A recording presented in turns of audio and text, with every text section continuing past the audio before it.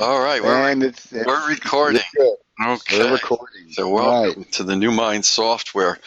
Um, we will do this periodically because of popular demand. This is actually a little earlier than I was planning to discuss it more, but a lot of people have been interested. We've been getting a lot of phone calls. A lot of people are.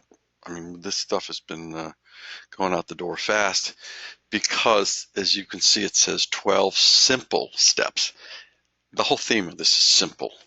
And when people call us back, they go, "Oh my God, this is so simple. This is really nice. This is really easy." For us, that's the most heartwarming feedback we can get because that was our goal. This software was 5 years in developing. It involves all my 20 years of experience with neurofeedback and mentoring people and hearing them tear out their hair and cry and weep and moan and scream and shout because the software is so difficult to learn or to use. Um, and our goal was to create something simple. I think for me, the most frustrating thing of all was how many levels these software have. I'm trained in electronics. I can breadboard EEG amps and stuff. I've done it. Um, I know how to read the schematics and all that stuff. And Sean is an amazing developer. I mean, his level of skill is extraordinarily high. Um, and, you know, I could probably give either one of us, one of those Japanese watches with multifunction switches, and we're like, at it all day with the instructions. Go like, oh, how do you do this? How do you do that? Sean, I think, likes that stuff. As a clinician, I hate it. There are people who are geeks and there are people who are real geeks, and they really love multifunction. I know most of you just want to train people. You don't want to have to click on 6 buttons to make a single change. You're in a complex environment. It's easy to make a mistake when you click on something, and once you start somebody up, you need to correct that. Well, if you have to stop a session like you do in some of this software to correct it and then start it up again, I mean, it breaks the rhythm of the session and it can even interfere with the training. So our goal was to create something that was all at one level. We didn't have to click on this button and then click on another one to get 3 levels down to make the change you want. We also didn't want something that was changed by request from every Tom, Dick, and Harry based on their immediate fascination with neurofeedback, especially since they just got into the field within the last year and decided, they want to try something different. Um, I appreciate innovation, creativity, and that desire and the excitement when you get into this field that you want to keep trying different things. My advice, if you really want to be inventive and explorative, buy BioExplorer.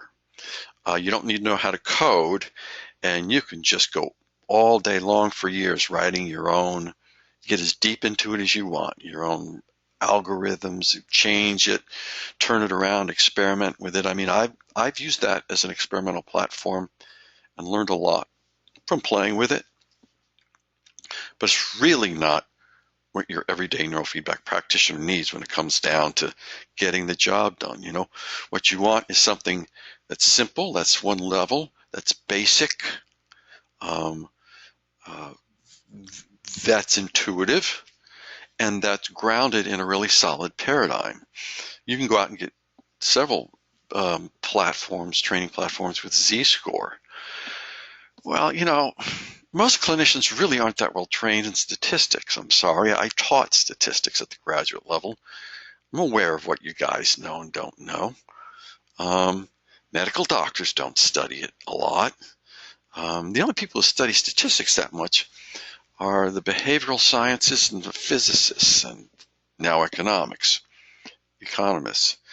But the really, and we get into arcane stuff. I mean, um, but most of the stuff we're using in neurofeedback is still pretty basic stuff, descriptives, and for the most part. But even that is not, the bread and butter of people working in the field. So doing Z-score can be very overwhelming. And for most people, rather than really understanding it, it just becomes a black box. and you look for the right things. If you want to start out in the field of neurofeedback, or if you just want to do good neurofeedback at the clinical level, we have 20 years of research, over 250 studies on 1 and 2 channel neurofeedback. It's profoundly effective when it is done right, and that's a caveat, and has continued to prove effective. And most of the research that shows the efficacy of neurofeedback is based on 1 and 2 channel training, not on Z-score and not on all the other things, not on lens, not all the other stuff. Those are all innovative and interesting approaches, but that's what they are. Okay, the bread and butter in neurofeedback is 1 and 2 channel training. And most people out there are using and have used that. So that's the paradigm we want to embrace. When you're doing BCIA certification, that's the stuff you need to know, the history of it, how it works, all the theory behind it, because from that, it moves on into these other things like Z-score and lens. So those are great if you want to get up there and innovate and get a little experimental. Terrific. So that was all of our bias and feeling and commitment to creating the software. And we think we've done it. I mean, the feedback we're getting now is that this is the case. And it works with BrainMaster, and it works with QWiz, and it works with some other platforms out there like ClearMind and BrainCore.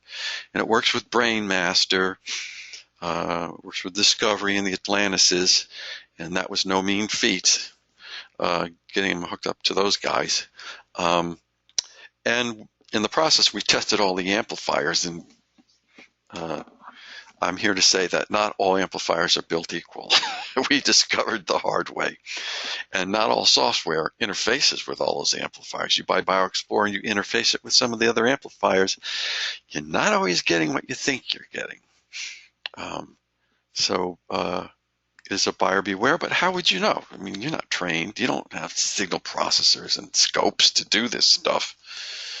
So how do you know? So you're stuck taking the word. So here's our word, we've got an amplifier that has near perfect frequency response. And we've had it tested and retested by really top people. So it's one of the best amplifiers out there. And it does photic too. And the reason we added photic to it was because we've seen different vendors use photic highly successfully and seen that it helps a lot with a lot of neurofeedback. As standalone, photic has been shown in some of the research to be highly effective with depression and anxiety. And Dave Sievers published stuff like that on his site. I've done presentations. I've written articles for NeuroConnections discussing the research. So it's a good technology. You can combine it with neurofeedback, and there's a synergy between the two which can really enhance outcomes. And it's not always the case, but it's an extra tool that's really helpful. So we've included that. We've included it in the software. In some of the software, you have to dig deep to get at your photic, and it's a touchy process. BrainMaster's made it a little easier in their software, thank God.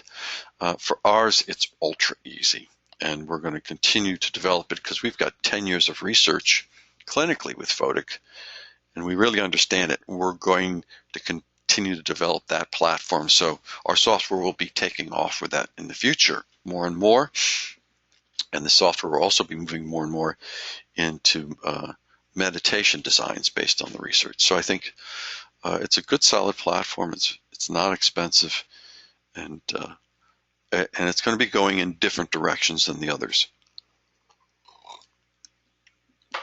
Any questions so far on what we've discussed? Okay, so let's move on if I can get it to move to the next. So the main feature of this is it's accessible at one level. So it's one click of the button. Oops, I'm into auto mode here. And any function can be changed on the fly, whether it's the thresholds, protocols, or filters, anything. You get the screen, you push either brain map or brain training. And the brain mapping takes you into the brain mapping platform.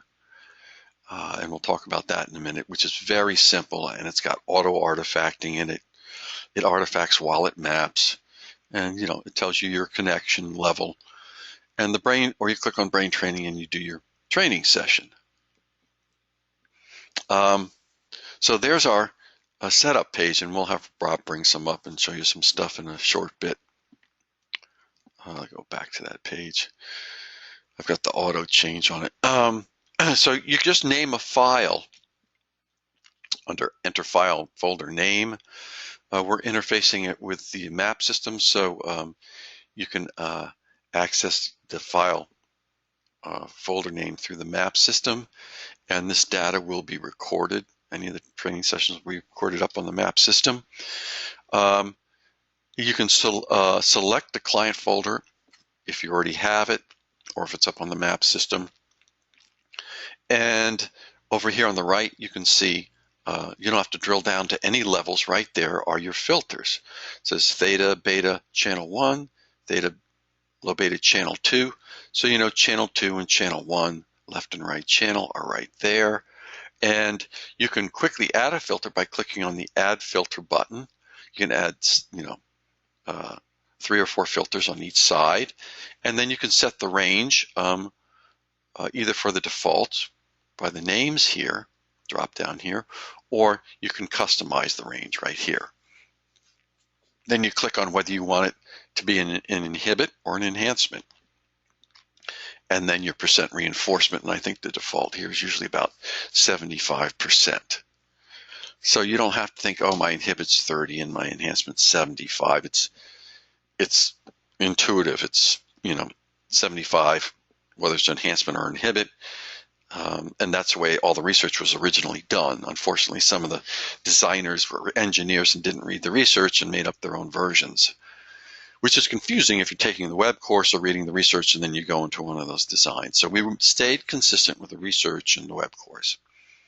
Okay, if you want to start some brain training, once you have that, you do save and start. Also, we have up here a drop down with all the NewMind protocols in the library. So if you're up on the website and you look at your brain map and it says use protocol number 2 at C3C4, you just drop down here, protocol, select protocol 2, and select your location C3C4, and you're good to go.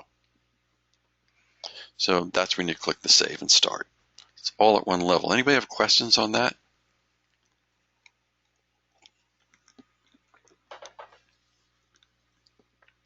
Okay. Now you can do 2 or 4 channel up here. Just click either one.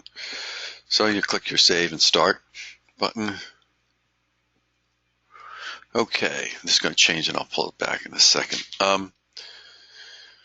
The second screen, and there's only 2 of them, so you don't have multiple screens that you're going through and opening and closing and digging through and trying to get into. You have just these 2 screens, the setup and the training screen. Simple as we can possibly make it.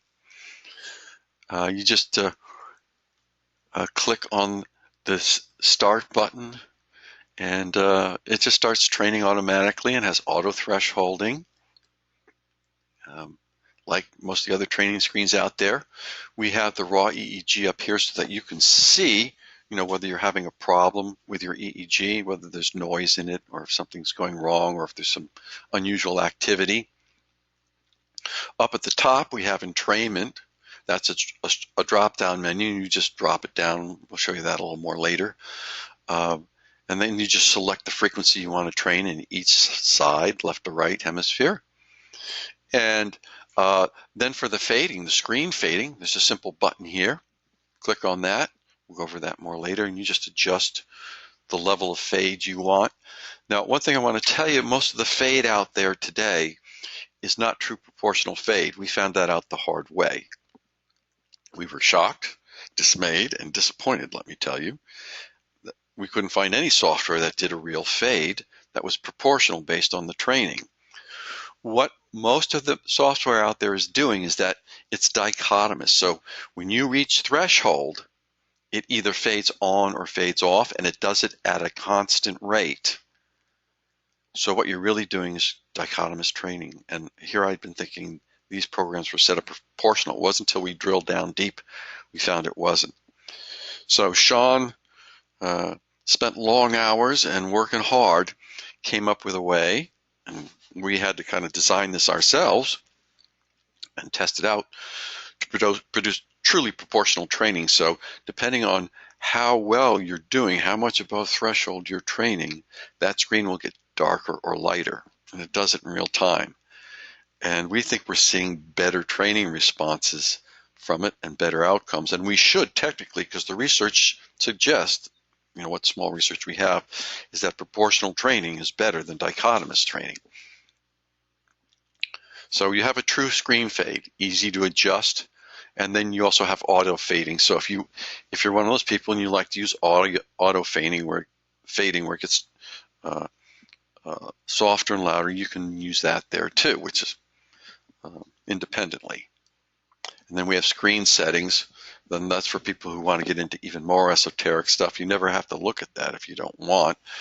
But in screen settings, there is a function in there for adjusting the level of auto artifacting that you get, which brings us back down to the main screen here. The trend screen was given years of thought and design. It was not something that was idly done. The trend screen shows both sides because we liked that concept. Brainmaster was the only one we know of that really offered a good version of it. We wanted a better version of it. We saw that it was wanting. One of the great things about the screen is if you click on it, it doesn't suddenly turn into an Etch-a-Sketch that looks like a 3-year-old's been at. Some people may find that function useful, but most of the people I'm training and mentoring find it a royal pain in the neck and a problem. So we didn't include that feature. So it updates, and you can adjust updates, but this updates about once a minute. And what it's doing is it's artifacting in real time. So most of the trend screens that you see, in fact, all of them out there, have big swings in the trend lines. You notice these are pretty flat trend lines that we're looking at here in the main screen. It's pretty flat across. Most of the ones you'll see have big swings, especially from artifact, people moving around, gritting their teeth, swallowing, jiggling their foot, scraping their ear clip across high collars or hair. What our system does is that it recognizes those artifacts and blocks most of them out. So you get flatter trend screens, which are more accurate depiction of what's actually happening. That was something that drove me nuts for 20 years. Why couldn't we have that? We could have. There was no reason. It's just that we had engineers designing these things and not clinicians. So now we've got that. So I'm happy. Maybe you could enjoy it too. One of the caveats of this, though, is you actually see the true training time. That's quality. You train somebody and you're not artifacting it in real time while you're training it. You think you've done 30 minutes of training? Guess again. You've got a lot of minutes of artifact in there. How many minutes of non-artifact training did you do? On our trend screen, it will show you the actual quality training time. So you may do 30 minutes of training, but if that person's moving around a lot, you may only get 15 minutes of high quality actual training. And that doesn't mean our system deprived you. What it means is that it didn't waste a lot of that time giving unwanted information to the individual. And since it happens in real time, it's equally dispersed throughout the session. So it's not like there's any long periods of missing training or problems with the reinforcement schedule because of that. So we got much cleaner lines, much more accurate depiction of what's going on. And again, we also have a drop-down menu, and we'll show you that in a little bit, that allows you to, on the fly, take these away or put them back, and also light them up as you roll over to see what your values are. And you can see the values in real time with the drop-down screen, or you can do it like this and not have them present and in the way, and you can see what's going on. We tried to put them on the right side so that they're kind of out of the way while you train. Because a lot of times, for instance, in Brainmaster, when you're training, the numbers will be down here and they'll be blocking the trend lines. You see, a lot of people weren't looking at the trend screens in real time. A lot of people have been missing the boat on what's going on in neurofeedback because they're not looking at the trend screens in real time as they train. I talk to people, and you can tell in BioExplore you can't even create a trend screen, a real one, till after the session's over. Well, that's useless if you're a trainer, just about.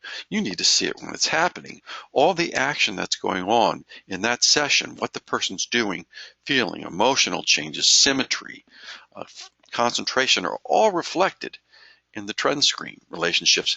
And we've discussed that a lot on different lunch and learns. And if you missed that, hey, bring it up again.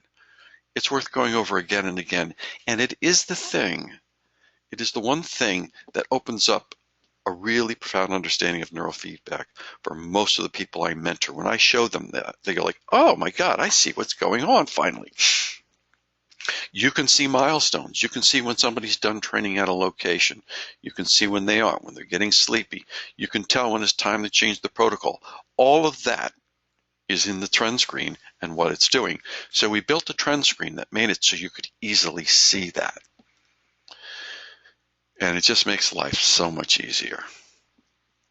Now, the other thing that we did is that people starting out sometimes have a little difficulty orienting to the trend screen, but also we thought it would be nicer and easier to put down what the important values you were looking for in the trend screen at the bottom of the screen.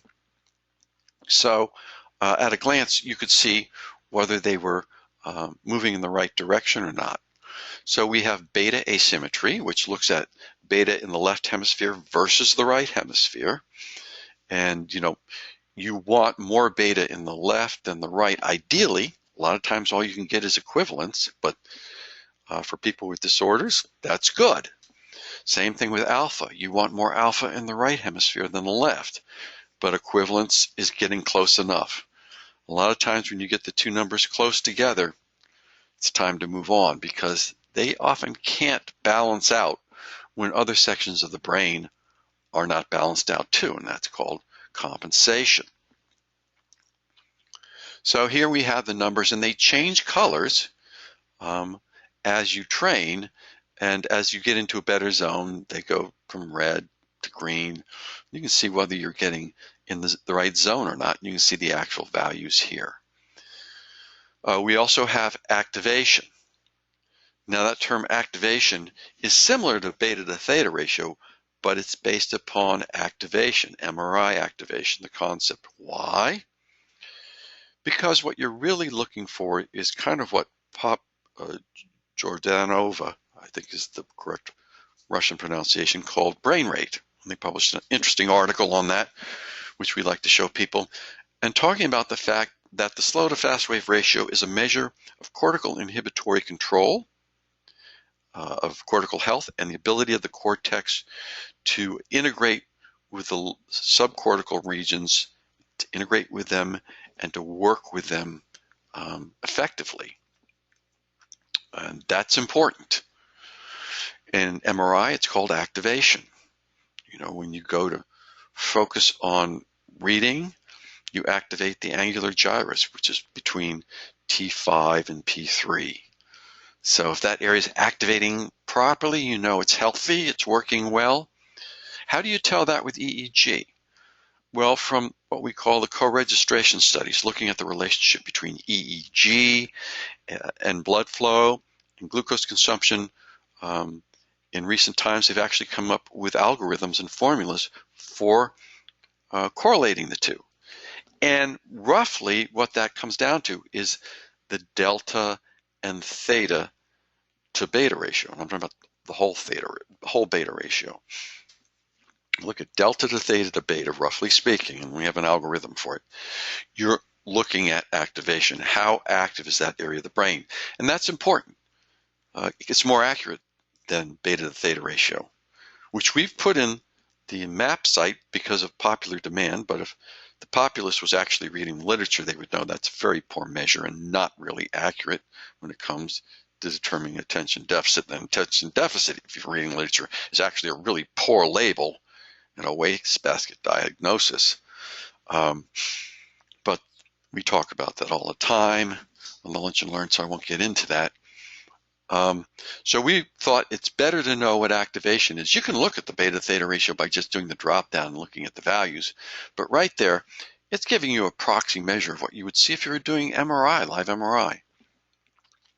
So, what's active? Well, if you're down below 6, you're doing okay. If you're above 6, you're starting to move into a foggier range. And so we have those values. We know that from the literature. And then we have EMG measures, so you can see how much of the beta you're seeing is coming from EMG.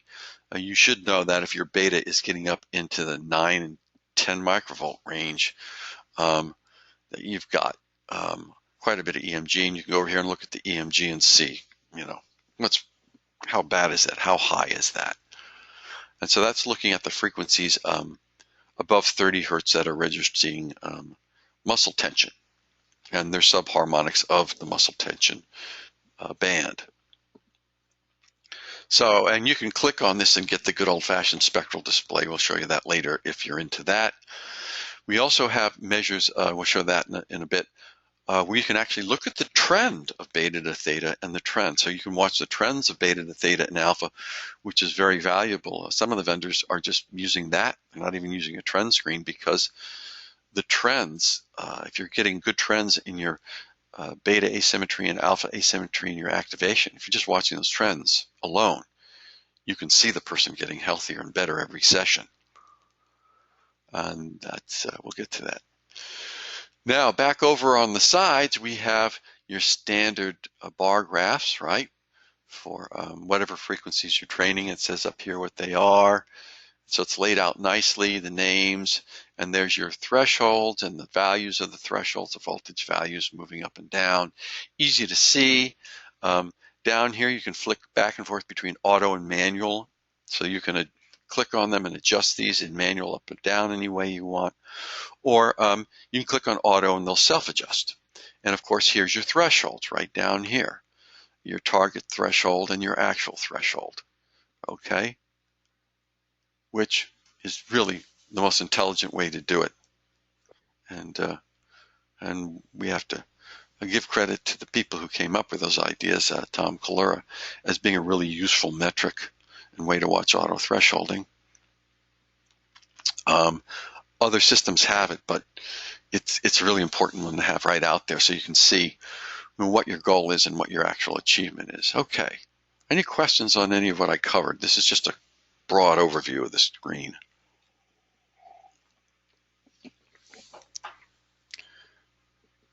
As you can see, this is carefully laid out to keep it all at one click at one level for the most part. That was very important to us. Okay, so when we focus on down here, you can see you can click back and forth. You can, let me come back again. You can click on either of these two buttons. One will get you the spectral display, the standard spectral display you always see, and the other will get you these values that I was just talking about. So here's activation for channel 1. You can see if they're increasing their activation level or decreasing it. You want it to come down. You want the numbers to be as low as you can get it down. There's your channel 1, channel 2 beta asymmetry ratio. You want that to be pretty flat around 0, or you want it to be a positive, more positive one.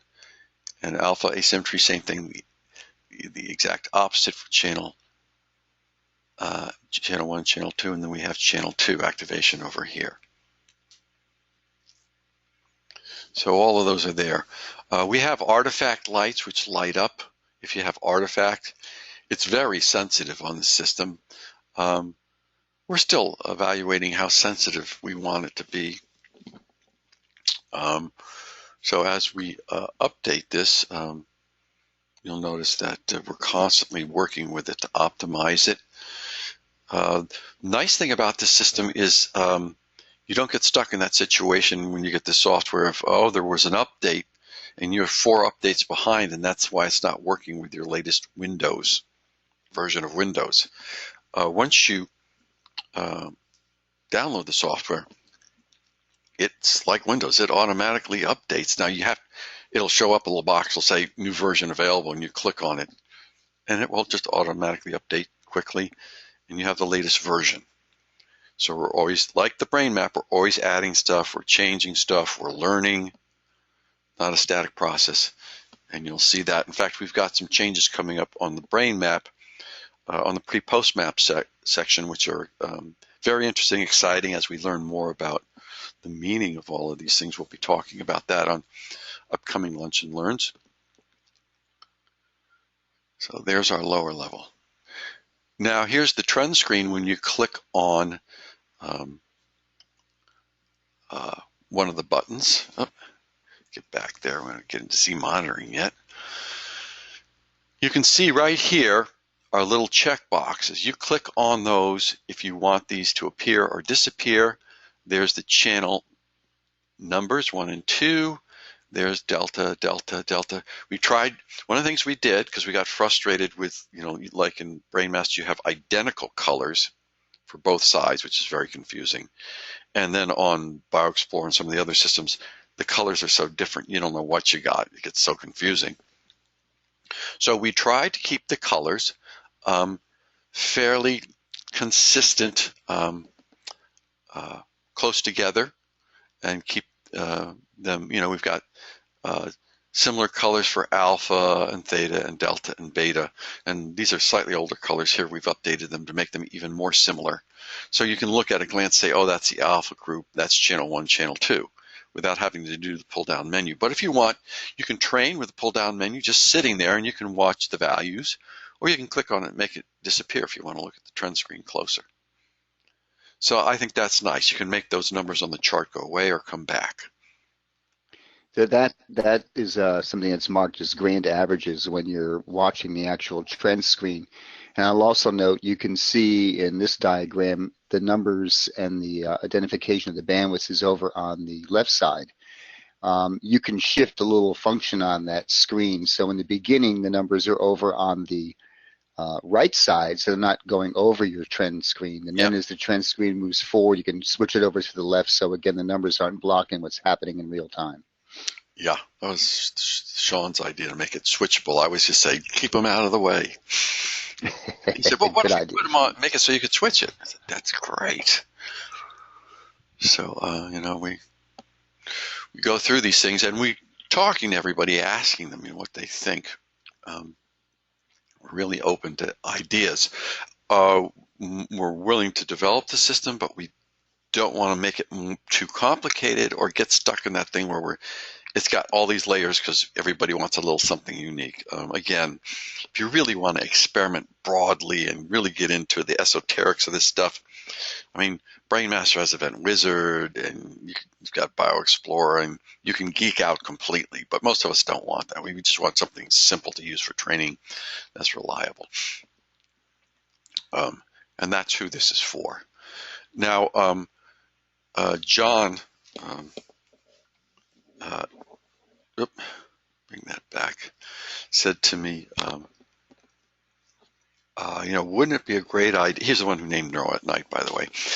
Said to me, why can't we monitor where the Z scores are, but still train with standard neurofeedback? He said, I like training with standard neurofeedback, but I'd like to know whether I'm getting closer or farther away from the norms. Well, I try to get people to memorize them so they look at the trend screen, that deltas, eyes open delta's about 12, theta's 11, and alpha's at 9. That's not hard to remember, 12, 11, 9, and it's 5 or 6 for beta. You forever know it. Some people have trouble keeping those numbers in the head, and some people want to also know, is my symmetry normalizing? is my coherence normalizing. It's not easy to see coherence normalizing on the trend screens. It's not there. And if you click on it on some of the other trend screens, it makes the trend screen very unwieldy. So what we decided to do was provide Z monitoring. So when you're training, you can look at the areas you're training and watch in real time whether uh, uh, you're getting close to the norms or outside the norm as you train. And Rob and I and some other people still talking about, how long do we want to wait before we see, is it a half a minute, 1 minute? So we're exploring that, but it's available. And I don't know, Rob, what do you think of it? Have you found it useful to be able to monitor this stuff at all in real time? Yeah, I'm using it now. Every time I run a patient, I'll click on that and see, especially if I'm trying to work with looking at getting some of those asymmetries corrected. So I find it very helpful because it's telling me both, which side has got more of what, plus the little band you see between the two sites on this 4-channel example. They change colors too, so it's looking at sort of your coherence level as well as the actual asymmetry being high or low on one side or the other. So when you see your coherence is more in a normal range or it's a little bit low or high or whatever, that helps you understand a bit more about what's happening within that individual in their training session. And I'm sort of in favor right now of looking at it probably at 1 minute intervals because it takes time for things to change. I don't know if I need to have a 30-second update. I think a minute would be fine. Yeah. But that's just my personal preference, and that's everybody else's Yeah. opinions, and that's just mine. But Well, I do use it. yeah, get a general sense of, how close or far away you are from the norm. And Right. Yep. coherence. And you can also watch the relationship between coherence and amplitude and symmetry visually and see, how do they relate to each other? It can be pretty instructive. All right, so here's our screen fading, and you can adjust that. It's very simple. You pull it down, you adjust the percent of uh, screen fading that you want, and here's where you select the monitor. So you don't have to drag anything. You just say, I want if you're running a movie on the other monitor, you can just click monitor 1 or monitor 2, and it'll just start that monitor fading. So there's no dragging or outlining a screen or anything. Just click on it, it starts. Very simple. And as a consequence of that, you can, of course, do CDs or Netflix or Hulu or YouTube if you want. So that's a nice thing. I know everybody likes that. That's been coming out on lots of systems. Here's the Hey, entrainment. Richard, Yeah. Mm-hmm. before you move on, Richard, Yeah. I'm just wondering, this is Judy Purchison. I noticed that fading, when I compare it to another system that we use, that the fading is not as dark to light, as dramatic as I've used in another system. I'm assuming that that's irrelevant. Just the fact that it fades is doing the job. Yeah. Would you agree or comment on that, please? Yeah, sure. Tom Kalura makes a great point all the time. He says, the human eye is so sensitive that you can see a candle on a mountaintop a mile away. That's how sensitive the human vision is. The brain notes that. That becomes data, and it notes intensity and whether it's there. And in fact, our brain notes a lot more. Your brain filters out the majority.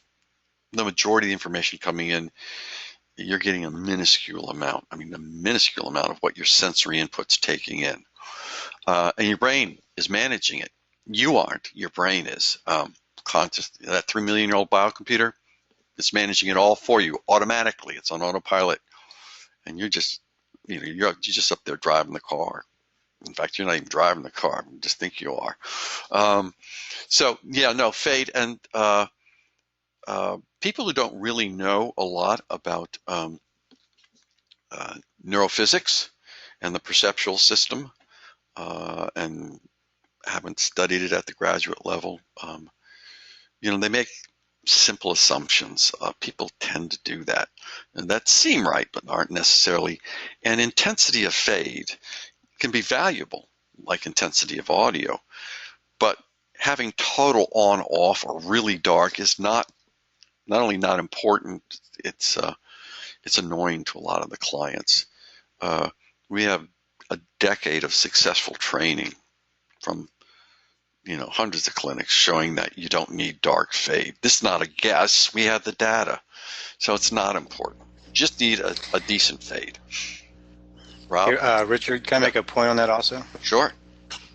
It may be one, you can adjust how dark and light that gets. Yeah. Secondly, if you're used to a dichotomous fading, it's going to look a little different than our proportional trading. Yes. And it will. But, most people enjoy the difference, but sometimes people, if they're used to one thing, Yes. they get stuck in their ways. That's another part of psychology. We have terms called habituation. There's other terms too. That we participate in these behaviors, not always realizing that we can change and adapt without too much pain. Maybe one way to, Sean, to think about it too, as I've used it, is as you adjust that fading. And right now I'm tending to keep it right like at about 85%. The difference between that and other systems is that some of the other systems, it's like a light switch, like it goes bright, dim, bright, dim, bright, dim. Yeah. With this software, it's more like having a dimmer switch. Right. It's much more gradual. And part of the reason for that is we're actually doing proportional training. You're seeing the actual changes in the brain proportionally. In the other system, that's not what you're seeing, and that's what I was saying up front. If you actually analyze how they're doing it and look at it very closely and run tests, you'll see you set a fixed rate of fading, and they do that.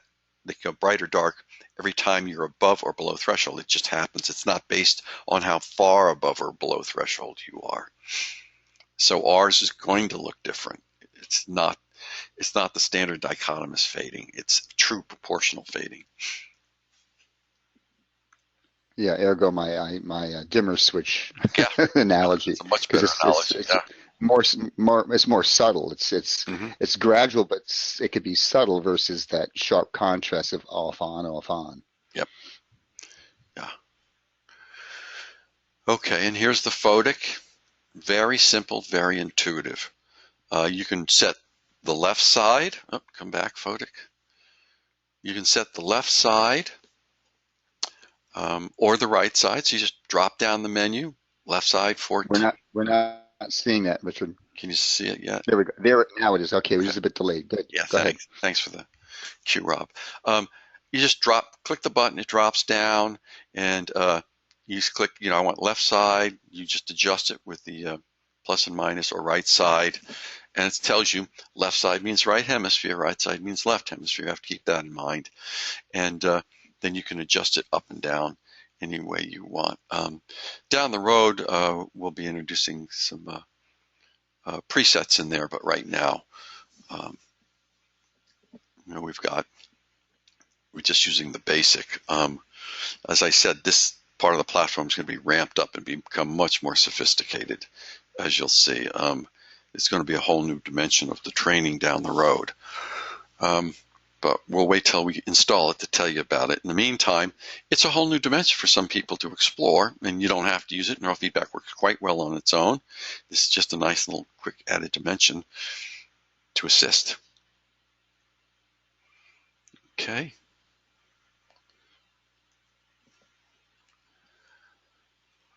All right. And then when you map somebody, if you're using a well, let me go back to that last one. This is the mapping screen tends to look like this. On our, if you're using our, come back. If you're using our 4-channel amp, it maps, 4 at a time. It switches automatically. You don't need any box or anything. It just automatically switches, and it monitors for good connections, tells you where and when the connections aren't good. You know, it'll light up different, like good connections, artifact detected. So there was an artifact at F7, so it connected, saw that there in F8. So we got artifact light. So it shows you where the artifact are and the good, bad connections are. And it's editing out the artifact in real time. So once that's done, you know, it makes it so much easier to map. Once that's done, then you can pull this up and just upload the data to the map system right from your software. And we have a lot of exciting interface activities coming in the future between the software in your computer and the map system, including the fact that it will automatically upload your training session, and you'll be able to run statistics on your training sessions up on the website if you want. And we'll be interfacing that with some of the other assessment instruments up there too as we move forward and find newer and better ways to keep tracking things. Also, even more exciting is that we're connected through the cloud in our software, and we'll be providing in a few months training software for home trainers that allows you to track them at home without, you don't have to go up on something like GoToMeeting or TeamViewer, but you'll automatically be able to see what they've done on your software on your screen. You'll be able to see what they've done on their home computer. So it'll automatically keep you linked to them through the cloud, through HIPAA compliant resources. And that's going to be very exciting because it's going to change the ease of home training and the ability of home training. And you'll be able to use that software with some pretty inexpensive amps that we've got developing. Right off the bat, you'll be able to use it with the Brainmaster 2EB, I think it's called. The lowest cost amp, 2-channel. So you'll be able to use that within just a couple of months, and then not far down the road, we'll have an even less expensive amp also available for home use to make this really potentially usable in the home environment. And of course, there's several companies out there developing headsets, including us, for home training. So I think in the next year or two, you're going to see some really amazing software and headsets for home training to make it really easy. And this software will be built to do that in a way like no other. Okay. And that's about our home training. And of course, you can do 19-channel maps with our software. So if you have a Brainmaster Discovery and you want to do 19-channel mapping, you can do that. And using our software and upload it to our map system, and you can train with Brainmaster with our system. And there's the NewMind trainer. It's a picture of it. And that's out there and available for those who are interested in a really high quality, easy to use 4-channel trainer that interfaces beautifully with the system. Okay, so that's kind of a whirlwind tour. I didn't get a chance to explore more with Rob. Maybe we can do another session where we can drill down a little bit deeper into Rob's experience. He did a little bit of that. Was that Monday or Friday that you did that, Rob? I think it was Friday.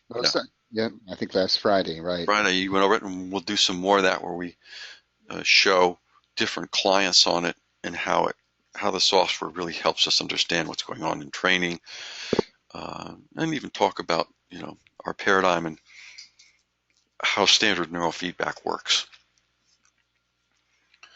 So about at the top of the hour, any questions, comments, critiques?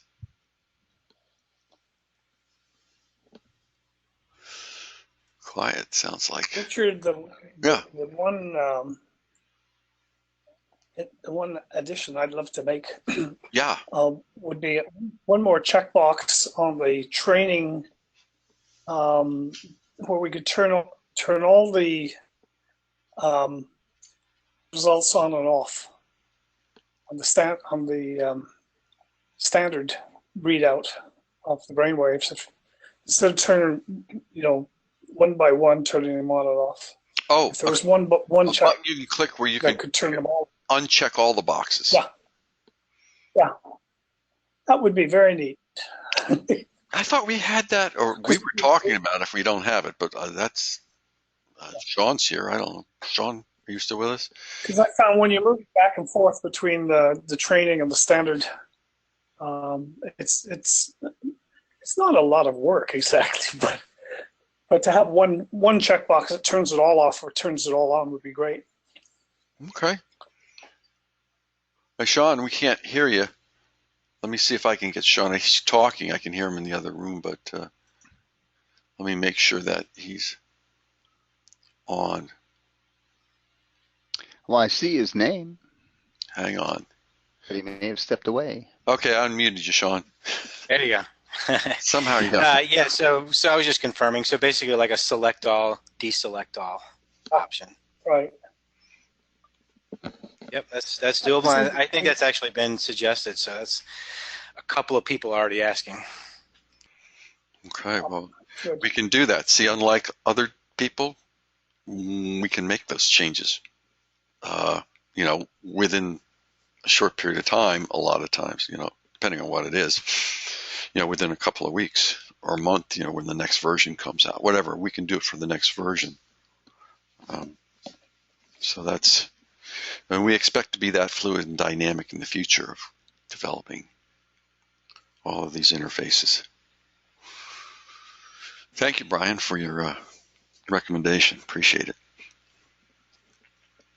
Well, I've been using it for a while, and I really love it. Good to hear. Yeah, you were one of the early users when you were one of the first beta testers when we were really, making a lot of changes and updating it and stuff. So that's good to hear that you're enjoying the level of functionality at this point.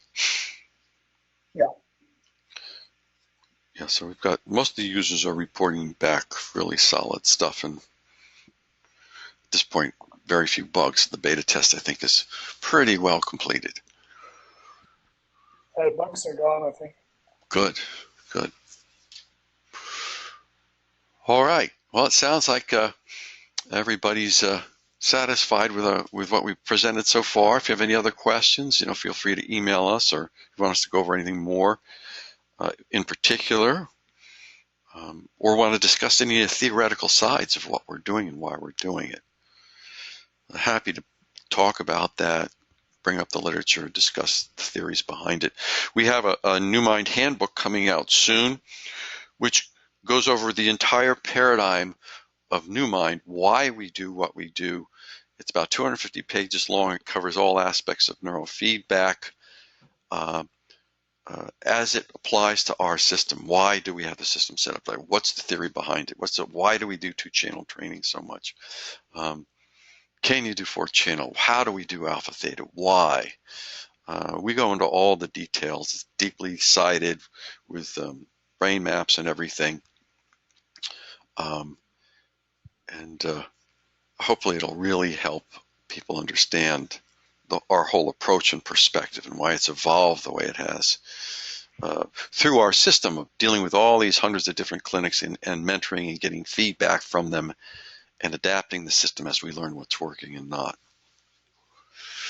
So all of you are part of what's in that book as well. So we appreciate your interaction and your feedback. So hope you all have a good week. We'll get together Friday.